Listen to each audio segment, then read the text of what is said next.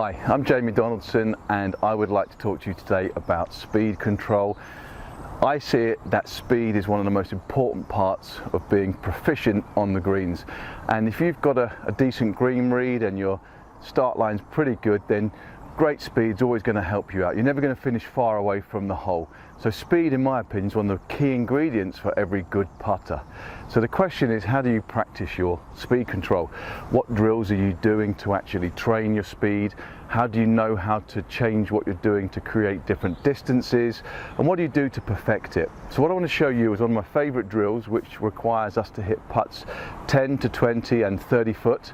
And what I'm going to do is go through the key factors that help you understand how you create distance, but also how you train it.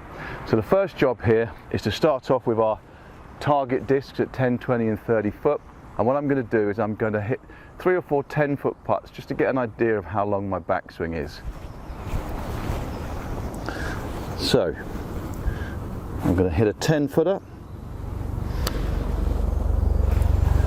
Okay, pretty happy with that. I'm going to hit another one. There we go. Now I'm going to put a T-peg roughly where my backswing got to, and we're talking about the face of the putter. So I'm now going to hit another 10-footer. There we go. So that's a good backswing length for my 10-foot putt. And if I put my foot down, for me, it's exactly where it wants to be, which is a 12-inch backswing. So I'm going to double that, like that. So now I've got 2 T-pegs. I've got one at 12 inches and one at 24. And then I'm just going to split the difference. So I've now got a T-peg in the middle of those.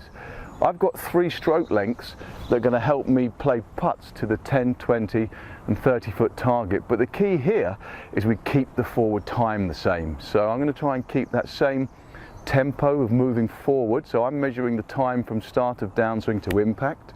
And what we're looking to do is to create a feel. You could be quick, you could be medium, you could be slow. For that stroke length and for my preference, slow is good. So the first thing is find out how long your 10-foot backswing is. That'll give you an idea of what your forward tempo is like. But now we're going to get into cycling through those 3 different distance putts. So if I move these and go through those 3 T-peg lengths, we're going to hit the 10, the 20, the 30. It's important that with my practice swing, I'm just having a look at where that face gets to. That gives me a feel for stroke length. And then I've just got to keep that same forward tempo every time. So I'm going to hit this using the same forward tempo every time.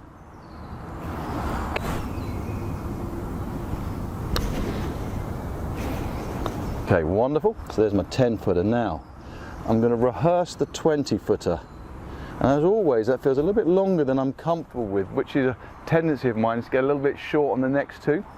So those T-pegs are there to help remind me. So let's hit a 20-footer.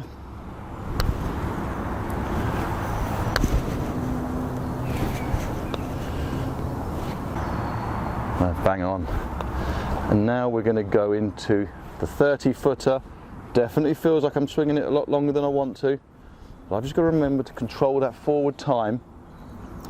And let's play our 30-footer.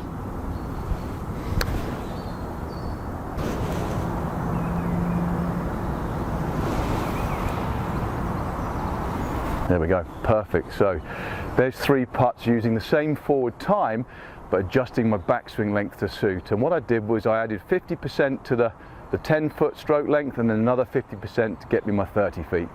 That's how we're going to train 10, 20 and 30-foot putts.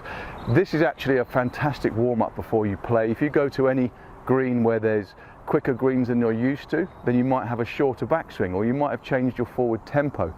The idea is to find out what you do and then work your ratios out accordingly.